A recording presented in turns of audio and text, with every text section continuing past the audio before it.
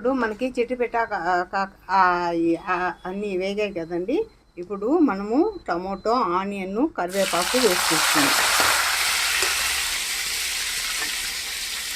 ఇది వేసిన తర్వాత బాగా వేగనిద్దామండి. వేగనిచ్చి ఇందులోనే మనము కట్ చేసుకున్న మామిడికాయ, మునక్కాయ కూడా వేసేసుకున్నాం. ఇవి కూడా వేగుతూ ఉంటాయి.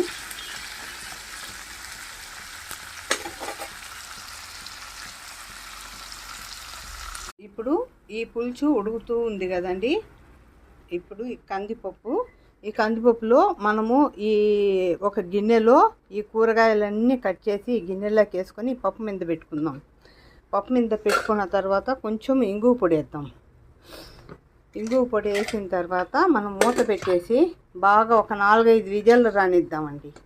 4-5 విజిల్లు రానిచ్చిన తర్వాత మనం ప్రాసెస్ చెప్తాం.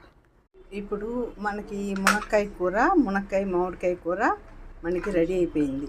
ఇప్పుడు నేను 2 కూరలుగా చూపిస్తానన్నా కదా. ఇప్పుడు చూడండి, ఈ మునక్కాయ కూర మనం కొంచెం గిన్నెలోకి మునక్కాయ, మామిడికాయ కూర తీసుకుంటున్నాం. కొంచెం తీసి పెట్టేసుకొని ఇప్పుడు ఈ మునక్కాయ కూర సపరేట్గా పెట్టుకుందాం. ఇప్పుడు ఈ మునక్కాయ కూర ఉంది కదా, ఈ మునక్కాయ కూరలో మనం ఉడకబెట్టుకున్న కూరగాయలన్నీ వేసేద్దాం. ఉడకబెట్టుకున్న కూరగాయలు, నెక్స్ట్ పప్పు బాగా మెదిపి పెట్టుకున్నాం కదా పప్పు, ఈ పప్పు కూడా పోసేద్దాం. పప్పు కూడా పోసేసి బాగా కలిపెట్టేసి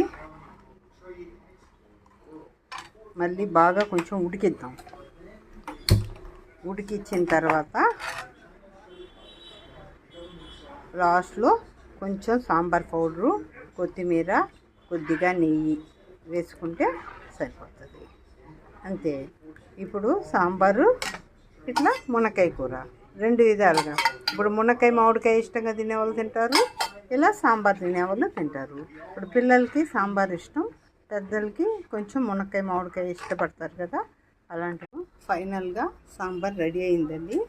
ఇప్పుడు లాస్ట్లో చూడండి, 1 స్పూన్ నేను సాంబార్ పౌడర్ వేస్తున్నా.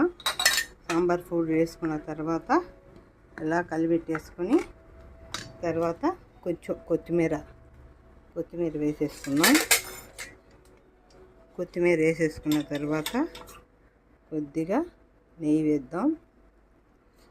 అంతే, రెడీ అయిపోయింది సాంబార్ రెడీ అయిపోయింది.